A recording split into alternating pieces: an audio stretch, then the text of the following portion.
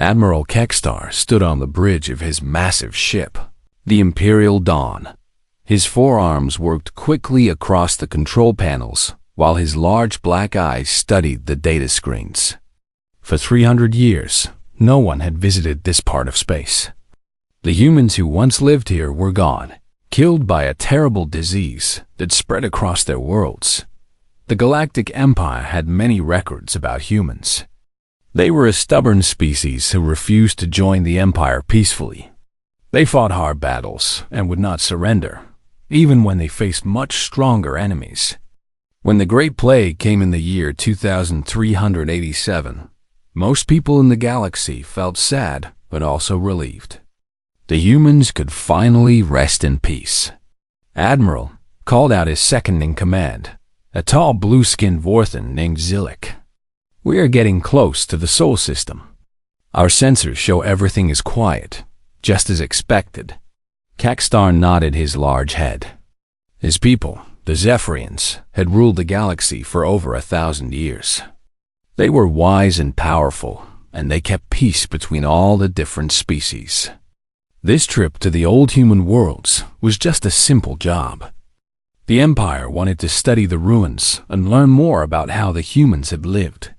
"Good," Kekstar said. "Begin the deep scans. We need to catalog everything we find. The Empire wants to know what happened to their cities, their technology, and their culture." The Imperial Dawn was not alone. 20 other ships traveled with them, each one filled with scientists, historians, and archaeologists. This was the biggest study mission the Empire had ever sent to explore dead worlds. They expected to find empty planets covered in dust and broken buildings. But as their ships moved deeper into the Sol system, something strange began to happen. The science officer, a small green creature called Pipex, made worried sounds at his station. "Admiral," Pipex said, his voice shaking, "I am seeing something very odd. The sensors are picking up energy readings." "Energy readings?" Kekstar walked over to look at the screens. "That cannot be right. Check your equipment." Pipex worked quickly, running the same scans again. His 6 hands moved over the controls like dancing spiders. "Sir, I have checked everything 3 times. The readings are real. There is organized energy coming from several locations in this system." Kekstar felt his heart beat faster. Organized energy meant technology. It meant machines working and power flowing through systems. But that was impossible. The humans had been dead for 3 centuries. "Show me," he ordered. The main screen lit up with a map of the Sol system. Earth appeared as a blue and green dot in the center. But around it, small red marks showed where energy was being detected. There were marks around Earth, around the red planet called Mars, and even around some of the smaller moons and asteroids. "This must be some kind of mistake," said Zilek. "Maybe we are seeing old satellites that are still working." But Kekstar had been a soldier for most of his long life. He had fought in many battles and explored many worlds. His instincts told him that something was very wrong. Old satellites did not create energy patterns like these. These readings looked like active civilizations. "Contact the other ships," he commanded. "Tell them to be ready for anything. And send a message to the Empire. Tell them we may have found something unexpected." As the fleet moved closer to Earth, the energy readings became stronger. The ship's computers began to pick up radio signals and other forms of communication. Most of it was in languages they did not recognize, but some of it sounded almost familiar. "Admiral," called out the communications officer, a tall gray being with very large ears. "I am hearing voices. They are speaking in what sounds like ancient human languages." "That is impossible," Zilek said. "The humans are extinct. We have proof." But Kekstar was beginning to doubt everything he had been told. His long military career had taught him that the universe was full of surprises. Species that seemed weak could be very strong. Enemies could become friends. And sometimes, the dead refused to stay dead. Open a communication channel, Kekstar ordered. Use the standard first contact protocols. Broadcast in all known languages. The communications officer worked for several minutes, sending out signals that said they came in peace and wanted to talk. The Empire had used these same signals for hundreds of years when meeting new species. The answer came faster than anyone expected. A clear voice spoke in perfect High Zephyrian, the formal language used only by the Empire's highest leaders. "Welcome back to Seoul," the voice said. It sounded like a human female, but she spoke their language better than most aliens. "We have been waiting for you." The bridge fell completely silent. Everyone stared at the communication panels as if they could not believe what they had heard. High Zephyrian was one of the most difficult languages in the galaxy. It took years to learn, and only the most educated beings could speak it properly. "This is Admiral Kekstar of the Imperial Dawn," he said slowly. "Who am I speaking to?" "My name is Ambassador Chen Wei," came the reply. "I represent the human coalition of Earth and her colonies. We have much to discuss, Admiral. Permission to come aboard your ship?" Kekstar looked around at his crew. They all seemed as shocked as he felt. Humans were supposed to be dead. But here was one of them, speaking perfect Zephyrian and asking to visit their ship as if this was the most normal thing in the galaxy. "How do you know our language?" Kekstar asked. Ambassador Chen's voice carried what sounded like gentle laughter. "Admiral, we know many things. We know about your career, your victories in the Outer Rim Wars, and your reputation as an honest leader. We also know why the Empire sent you here instead of someone else." Now Kekstar felt truly worried. His military records were classified at the highest levels. Only the Emperor himself and a few council members knew the details of his past missions. "We will allow you to board," he said finally. "But our weapons will be ready." "That is wise," Ambassador Chun replied. "We would do the same thing. We will arrive in 30 minutes. And Admiral, you might want to prepare your crew for some surprises. The galaxy is not quite what you think it is." The small human ship docked with the Imperial Dawn exactly 30 minutes later. Kekstar had never seen anything like it. The vessel was sleek and silver, with smooth curves that seemed to bend light around them. It made no sound as it approached, and his sensors could barely detect it even when it was right next to his ship. "Their technology is very advanced," whispered Pipex, studying the readings. "This ship is using energy sources I do not recognize." Kekstar stood in the main docking bay with 20 of his best guards. Each soldier carried the most powerful weapons in the Imperial arsenal. But as the human ship's door opened, he wondered if their weapons would even work against whatever technology these people possessed. Ambassador Chen Wei stepped out of her ship alone. She looked exactly like the humans in the old records. 2 arms, 2 legs, dark hair, and brown skin. But there was something different about her eyes. They seemed to glow with a soft inner light, and when she looked at him, Kekstar felt like she could see right into his thoughts. "Admiral Kekstar," she said, walking forward with no fear at all. "Thank you for allowing me aboard. I know this must be very confusing for you." She spoke perfect Zephyrian, but now Kekstar could hear that she also knew other languages. As she walked, he heard her quietly greeting his guards in their own native tongues, Vorthan, Krillian, Zephyrian military dialect, and even the clicking sounds of the insect-like tricks people. "You should not be here," Kekstar said carefully. "Your species died out 3 centuries ago." Ambassador Chun smiled. "That is what we wanted everyone to believe. Please, may we talk privately? I have much to explain, and your crew deserves to understand the truth." Against his better judgment, Kekstar led her to his private meeting room. The guards followed, but Chun did not seem worried about the weapons pointed at her back. She moved like someone who had never known fear in her entire life. Once they were seated, Kekstar activated the room's privacy shields. No one could listen to their conversation now, not even his own crew. "Start talking," he said. Ambassador Chun folded her hands on the table. "The Great Plague of 2387 was real, Admiral. It killed billions of humans across dozens of worlds. Our species faced complete extinction, just as your records say, but you survived. Some of us did. And in our darkest hour, we made a choice that changed everything." She looked directly into his eyes. "We decided to disappear completely, to let the galaxy think we were dead while we learned to become something new." Kekstar felt a chill run down his spine. "What do you mean?" "For 300 years, we have been watching you," Chun said simply. "All of you. Every species in the Empire, every world, every space station.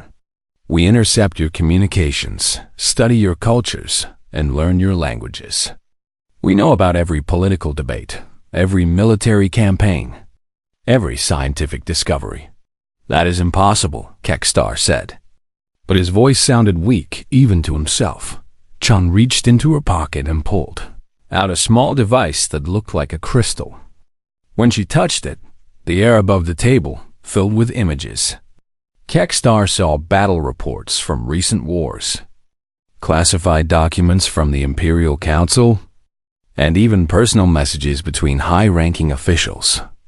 "Here is the report from your victory at Kepler Station," she said, pointing to one document. "And here is the private letter you wrote to your mate last week, telling her you missed home." Kekstar's hands began to shake. That letter had been sent through the most secure military channels in the galaxy. No one except his beloved Shritel should have been able to read it. "We know about the corruption in the Outer Rim colonies," Chun continued. "We know about the secret weapons research on Titan Base. We know that Senator Verklick has been selling military secrets to raiders. And we know that the Emperor himself is planning to announce his retirement next year." "Stop," Kekstar whispered. "Please, stop." But Ambassador Chun was not finished. "We know these things because we have been living among you. For decades, humans have been working in your governments, your militaries, your research centers. Some of your greatest heroes are humans in disguise."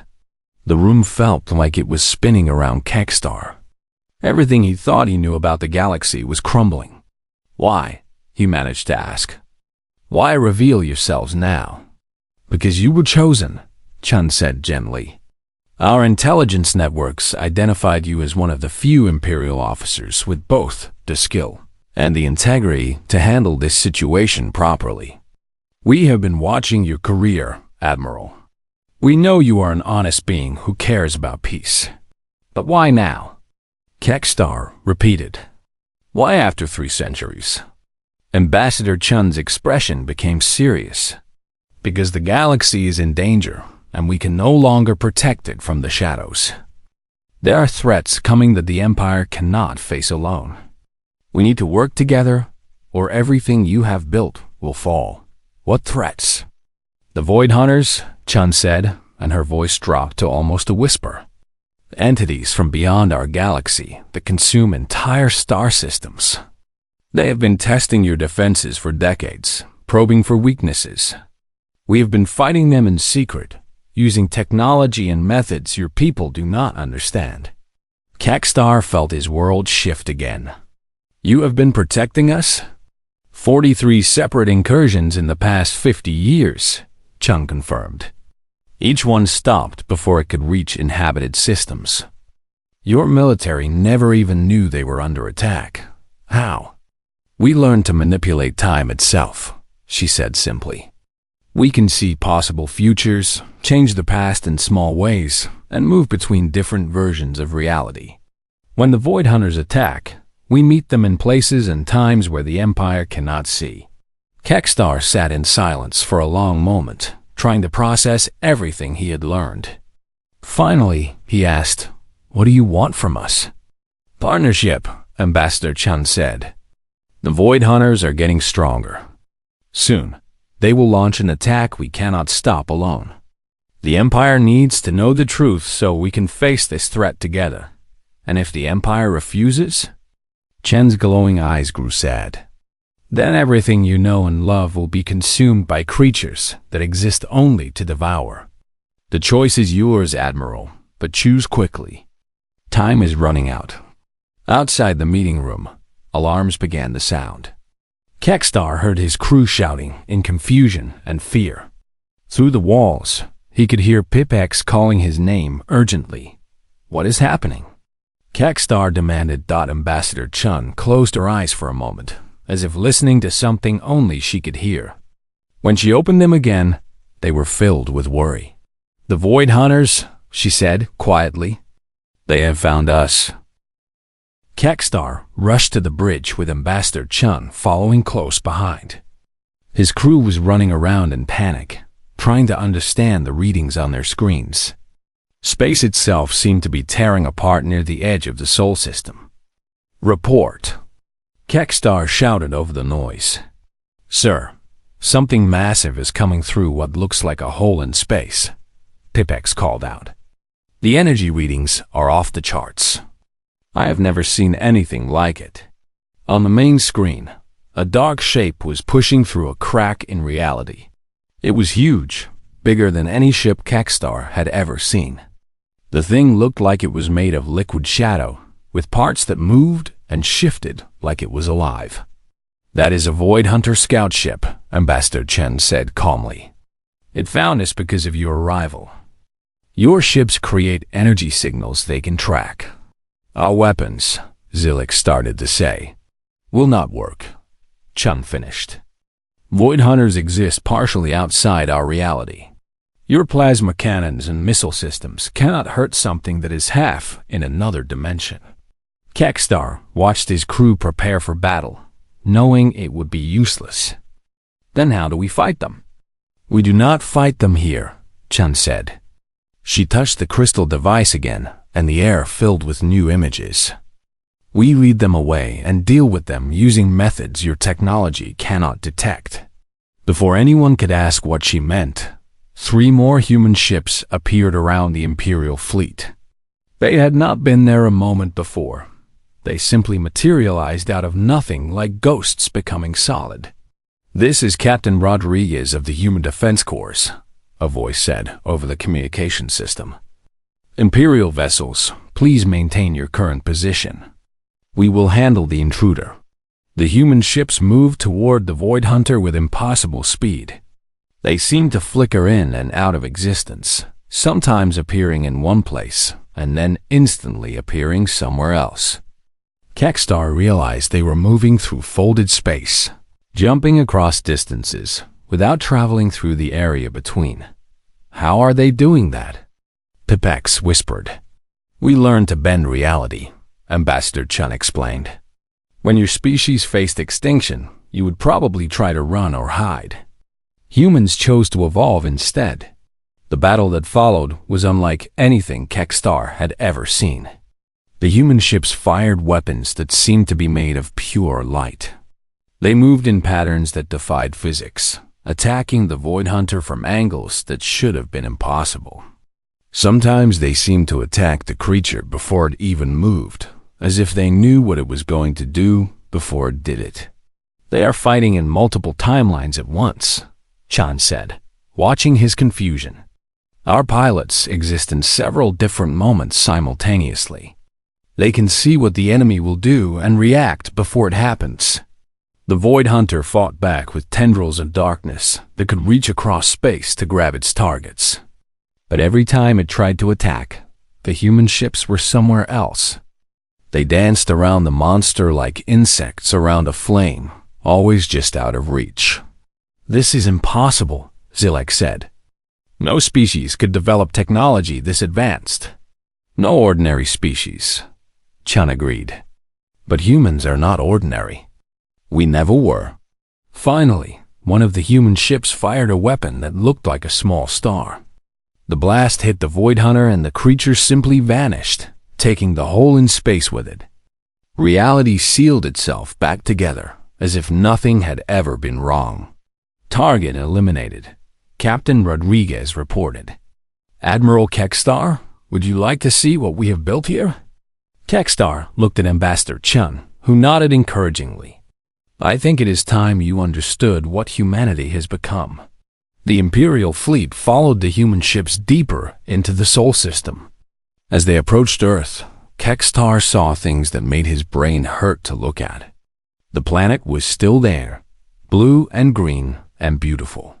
But around it, space was folded and twisted into shapes that should not exist. We built our new cities in pocket dimensions, Chun explained. The same space can hold many different realities. What looks like empty space around Earth actually contains hundreds of worlds, each one home to billions of people. As they got closer, the human ships began broadcasting images that showed the inside of these hidden places. Kekstar saw cities that floated in clouds of light, forests that grew upside down in impossible gravity, and oceans that existed as perfect spheres hanging in space. After the plague, we had to rebuild everything, Chun said. But we decided not to rebuild the same kind of civilization. We became something new, part organic, part machine, part energy. We learned to live in multiple dimensions at once. The tour continued to Mars, where humans had built structures that existed in several different time periods simultaneously. Buildings appeared old and new at the same time, showing the past and future overlapping in the present. Some of our people choose to live across time instead of across space, Chun explained. They can experience their entire lives as one long moment, seeing every choice and consequence at once. On Europa, one of Jupiter's moons, they found humans who had merged with machines so completely that they were neither biological nor artificial. They had become living computers that could process information at the speed of light. We discovered that consciousness is just another form of energy, Chun said. It can be stored, transferred, and combined. Some humans choose to link their minds together into group beings that think with the power of thousands of individuals. But the most shocking revelation came when they reached the asteroid belt. Here, Kekstar saw humans working alongside beings he recognized, Zephyrians, Vorthons, Krillians, and dozens of other species from across the Empire. Those are Imperial citizens, Zilek said, staring at the screen. What are they doing here? Working with us, Chun said simply. Many people from your empire have chosen to join human society over the years. They come seeking knowledge, adventure, or simply a different way of life. We welcome anyone who comes in peace. But this means, Kekstar started to say, it means humans have been part of galactic civilization all along, Chun finished. We never left. We just learned to exist in places you could not see. A new voice spoke over the communication system. Admiral Kekstar, this is Director Sarah Kim of the Seoul Research Institute. I believe we have met before, though you knew me by a different name. On the screen appeared a human woman, but her face was familiar. Kekstar had seen her many times in Imperial buildings, working as a Zephyrian scientist named Dr. Feltara. You were on the research team that developed our new shield technology, Kekstar said slowly. I was the one who invented it, Director Kim replied. That technology has saved thousands of Imperial ships over the past decade. Consider it a gift from humanity to our galactic neighbors. Kekstar sank into his command chair, overwhelmed by the magnitude of what he was learning. Humans had not just survived. They had quietly become the most advanced civilization in the galaxy. They had been protecting the Empire, improving its technology, and even serving in its government, all while remaining hidden from official knowledge. Why? He asked finally. Why hide all of this? Why pretend to be dead? Ambassador Chun sat down next to him. Because the galaxy was not ready for us then. Your empire was built on the idea that the Zephyrians were the most advanced species, the natural leaders. If humans had revealed our true capabilities 3 centuries ago, it would have caused wars that could have destroyed everything. And now the Void Hunters are coming in force, she said quietly. And we need everyone to work together if we are going to survive what is coming next. The news spread across the galaxy like fire through dry grass. Within hours of Admiral Kekstar's report reaching Imperial Command, every world in the Empire knew that humans were alive. The reaction was immediate and explosive. On Zephyria Prime, the Emperor's palace was surrounded by angry crowds demanding answers. How could the most powerful intelligence network in galactic history fail to detect an entire hidden civilization? On the trading world of Nexus Station, markets crashed as people realized that much of their advanced technology might have come from the supposedly extinct humans. Emperor Vorthik the Eternal called an emergency session of the High Council. The massive chamber filled with representatives from 100 different worlds, all talking at once in voices that ranged from scared whispers to furious shouts. Order! The Emperor commanded, his voice booming through the hall. At 8 feet tall with golden scales and burning red eyes, Vorthik was an impressive sight even when calm. When angry, as he was now, he could silence an entire room with a single word. We are here to discuss the human situation, he announced. Admiral Kekstar will present his report. Kekstar stood before the council via hologram transmission from the Sol system. He had not slept in 3 days, and his exhaustion showed in his drooping shoulders and dim eyes. But his voice remained steady as he told the assembled leaders everything he had learned. The humans have been living among us for decades, he concluded. Some of our most trusted officials, scientists, and military officers are actually human agents. They have technology far beyond our understanding, and they claim to have been protecting us from threats we did not even know existed. The council erupted in chaos. Senator Vextai of the Krillian Republic shouted about invasion and infiltration. Representative Golrem from the mining guilds demanded immediate military action. Others called for investigation, negotiation, or complete isolation from human space. This is an act of war, Senator Vextai declared, her crystalline features glowing bright red with anger. They have violated our sovereignty and deceived us for centuries. Or they have been protecting us, countered Ambassador Sullivan from the Peaceful Treks Collective. Admiral Kekstar's report suggests they could have conquered us long ago if that was their goal. Emperor Vorthik raised his hand for silence. Admiral, in your professional opinion, what is the human military capability compared to our own? Kekstar was quiet for a moment before answering. Your Majesty, if the humans wanted to destroy the Empire, we would already be dead. Their technology is so far beyond ours that our weapons would be useless against them. But they have shown no hostile intent. They have been lying to us for 3 centuries. Senator Vextai protested. How is that not hostile?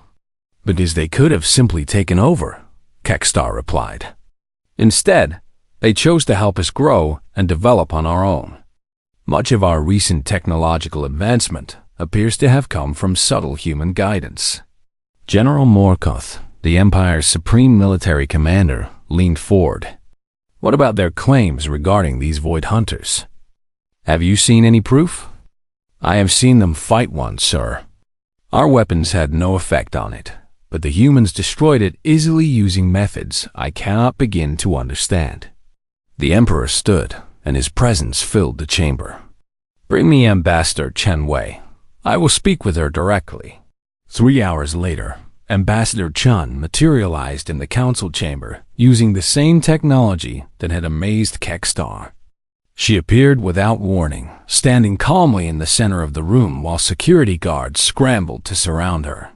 Your Majesty, she said, bowing deeply to the Emperor. Thank you for agreeing to meet with me. You have deceived us, Vorthik said, his voice cold as space. For centuries, you have manipulated our civilization while pretending to be dead. We have guided you, Chun replied without fear. Just as parents guide their children, helping them grow strong enough to face the dangers of the world. You call us children? Senator Vextai snarled. Chun turned to face her. Senator, you are 847 years old. Your species has existed for 50,000 years. Humanity has existed for over 300,000 years, and we have spent the last 3 centuries learning to manipulate time itself. From our perspective, yes, you are children. But that does not mean we love you any less. The simple honesty in her voice silenced the chamber. This was not the tone of a conqueror or deceiver. It was the voice of someone explaining an uncomfortable truth with genuine care. Show us proof of these void hunters, the Emperor commanded. Ambassador Chen touched her crystal device, and the air filled with images. The council saw recordings of space being torn apart by creatures of living darkness. They watched human ships fighting battles across multiple dimensions, while Imperial fleets remained completely unaware of the wars being fought around them. 43 attacks in 50 years, Chun said. Each one stopped before it could reach inhabited systems. We have been fighting this war alone because your technology could not even detect the enemy. General Morkoth studied the battle recordings with a soldier's eye.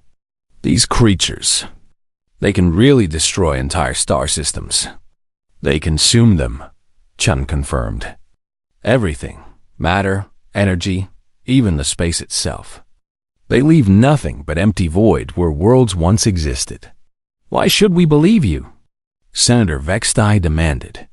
This could all be fabricated to make us dependent on you. Chun looked sad. Senator, 3 days ago you received a message from your daughter on Kepler Station, telling you about her new job in the agriculture department. That message was intercepted and read by human intelligence before it reached you. If we wanted to control you, we already could. Vextai's crystalline features went pale. That message had been sent through the most secure family channels available. We do not want to rule you, Chun continued, addressing the entire council. We want to protect you. But the Void Hunters are massing for a major assault, and we cannot stop them alone this time. Emperor Vorthik was silent for a long moment, weighing everything he had heard. What do you propose? A new alliance, Chun said. Humans will emerge from hiding and share our technology with the galaxy. In return, we ask for formal recognition and the right to establish open colonies and research stations. Together, we can build defenses strong enough to stop the Void Hunters permanently. And if we refuse? Chun's expression grew dark. Then in 6 months, when the main Void Hunter fleet arrives, you will face them with weapons and defenses that cannot even touch them. Your civilization will be consumed, and humanity will be forced to retreat to dimensions beyond their reach. You would abandon us? General Morkoth asked. We would mourn you, Chun replied. But we will not sacrifice our own species for people who refuse our help. The chamber fell silent as everyone absorbed this ultimatum. Finally, Ambassador Sylvan spoke up. What guarantee do we have that humans will not eventually seek to dominate us? None, Chun admitted. Just as we have no guarantee that you will not seek to destroy us once you learn our secrets. Trust must be built through actions, not words. She gestured to the air, and new images appeared, vast human cities floating in impossible spaces, technologies that bent reality itself, and populations that numbered in the hundreds of billions. We could have conquered the galaxy at any time in the past century, she said. Instead, we chose to remain hidden and protect you from threats you could not see. Judge us by our actions, not your fears. Emperor Vorthik stood again. The council will deliberate. You will have our answer within 48 hours. Ambassador Chun bowed again. I hope you choose wisely, Your Majesty. For all our sakes. She vanished as suddenly as she had appeared, leaving the council to debate the future of the galaxy. Outside the chamber, Protests continued as billions of beings across hundreds of worlds demanded answers about the humans who had been living among them all along. The Empire had 2 days to make the most important decision in its history. The debates in the Imperial Council lasted for 36 hours without break. Representatives argued through the night, their voices growing hoarse as they wrestled with the biggest decision in galactic history. Some called for immediate war against the humans. Others demanded complete surrender to their superior technology. Most fell somewhere in between, seeking a path that could preserve both imperial dignity and galactic survival. Emperor Vorthik listened to every voice, his ancient eyes weighing each argument. He had ruled the galaxy for over 2,000 years, guiding it through wars, plagues, and natural disasters. But nothing had prepared him for this moment. Finally, as the debates began to repeat themselves, he called for silence. "Enough," he said, and his voice carried the weight of ages. "I have made my decision." The chamber fell quiet. Representatives leaned forward, knowing that the next words would shape the future of every world in the galaxy. "We will accept the human alliance," Vorthik announced. Chaos erupted. Senator Vextai screamed protests while others cheered. General Morkoth looked relieved, and Ambassador Sullivan smiled with satisfaction. But the Emperor was not finished. "However," he continued, his voice cutting through the noise, "this alliance will not be between the Empire and humanity. It will be between humanity and a new galactic confederation. The age of imperial rule is ending." Now the silence was complete. Even the Emperor's own advisors stared in shock. "For too long, we have ruled because we were the strongest," Morlock explained. "But strength is not the same as wisdom. The humans have shown us that true power comes from knowledge, patience, and the willingness to protect others, even when they do not know they need protection." He stood, his massive form casting shadows across the chamber. "The Empire will become a confederation of equal worlds. Each species will have a voice in governing the galaxy, and humanity will take its rightful place as our partners, not our secret guardians." Ambassador Chen materialized in the chamber once again, appearing at the exact moment the Emperor finished speaking. She had been listening, of course. Humans could probably monitor every conversation in the galaxy if they chose to. "Your Majesty," she said, bowing deeply, "we accept your proposal with gratitude and honor." "Then let us begin," Vorthik replied. The transition happened faster than anyone had expected. Within weeks, human representatives appeared openly on worlds across the galaxy. They came not as conquerors, but as teachers and partners. The technology they shared transformed entire civilizations overnight. Medical advances that had taken the Empire decades to develop were improved by human scientists in days. Starships that had been the pinnacle of engineering became obsolete as humans shared designs for vessels that could travel between dimensions. Communication networks that connected hundreds of worlds were replaced by systems that could send messages instantly across any distance. But the most important changes were the ones that could not be seen. The Void Hunter detection grid that humans built around the galaxy gave early warning of every attempted incursion. Defense stations hidden in folded space stood ready to protect any world that came under attack. Admiral Kagstar found himself promoted to the newly created position of Interspecies Coordinator. His job was to help other Imperial officers adapt to working with human allies. It was not always easy. Many soldiers struggled to trust beings who had been deceiving them for centuries. "Think of it this way," Kagstar told his staff during one difficult meeting. "Your parents probably told you lies when you were young. They said there were no monsters under your bed, that everything would be all right, that they would always protect you. Were those lies meant to hurt you or to help you?" "But we are not children," protested Commander Riltalk, a proud Vorthan officer who had fought in a dozen campaigns. "Compared to humans, we might as well be," Kekstar replied. "They have been protecting us from monsters we could not even see. Now they are teaching us to fight those monsters ourselves." The first joint human Imperial mission came 3 months after the alliance was formed. Sensors detected a massive Void Hunter formation approaching the Outer Rim colonies. It was the largest attack ever attempted, with enough creatures to consume dozens of star systems. The response was swift and coordinated. Human ships appeared throughout the region, their crews working alongside Imperial forces for the first time in history. The battle was fought across multiple dimensions, with human technology allowing Imperial vessels to strike enemies that existed partially outside normal space. Kekstar commanded the Imperial forces from his flagship, watching in amazement as his crews learned to use weapons that bend reality itself.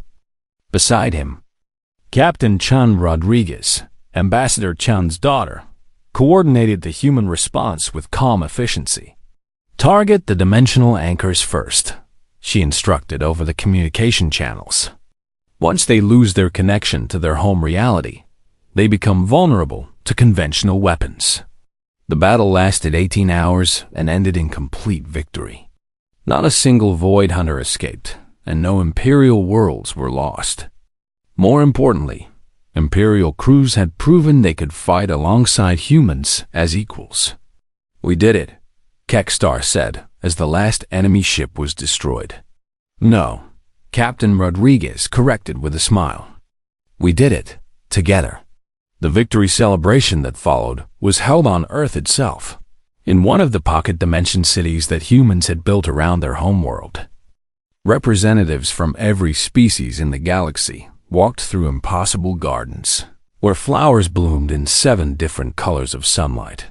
Emperor Vorthek, now called Chairman Vorthek of the Galactic Confederation, met with human leaders in a conference room that existed in several time periods simultaneously. Past and future versions of the same people could be seen having different conversations, all happening at once. "This is how you see time?" Vorthek asked, watching his own past self arguing with a younger Ambassador Chun. "This is how time really works," Chun replied. "Most species only experience one moment at a time, but reality is much more complex. Every choice creates new possibilities. Every moment connects to every other moment. And you can navigate all of this? We learn to, out of necessity. When your species faces extinction, you either evolve or die. We chose evolution." The real revelation came when Ambassador Chun showed Vorthek the human historical archives. They contain not just the past, but possible futures. Thousands of different ways the galaxy could develop, depending on the choices made by its inhabitants. "We have seen futures where the Void Hunters win," Chen explained as images of consumed galaxies flowed through the air around them. "We have seen futures where galactic civilization destroys itself through war. But we have also seen futures where all species work together to explore new dimensions, to seed life on empty worlds, to become something greater than any of us could achieve alone. Which future will come to pass? That depends on all of us," Chun said. "The future is not fixed. It is created by the choices we make every day."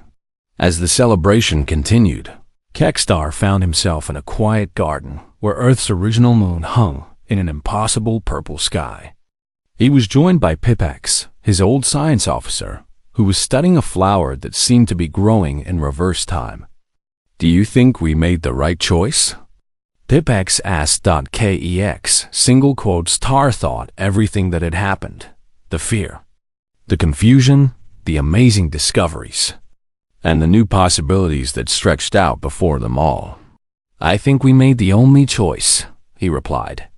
"Humans could have ruled us in secret forever. Instead, they chose to make us partners. That tells me everything I need to know about their intentions." Above them, human children played with young aliens from a dozen different worlds, laughing as they chased each other through gardens that existed in folded space. They were growing up in a galaxy where cooperation was normal, where different species worked together not because they had to, but because they wanted to. The galaxy will never be the same, Pivex observed. No, Kekstar agreed. It will be better. In the distance, new ships were being built in orbital stations that span multiple dimensions. These vessels would carry mixed crews to explore regions of space that had never been visited before. Humans and aliens would work together to map new galaxies, establish colonies on impossible worlds, and perhaps even make contact with other civilizations that had learned to transcend the normal limits of existence. The age of the Galactic Empire was over. The age of the Galactic Confederation had begun.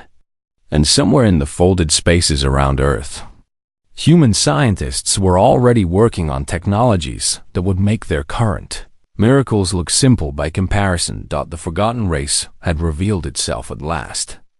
Not as conquerors, but as the guardians they had always been. The galaxy was safe, and its future stretched out like an infinite garden of possibilities, waiting to be explored.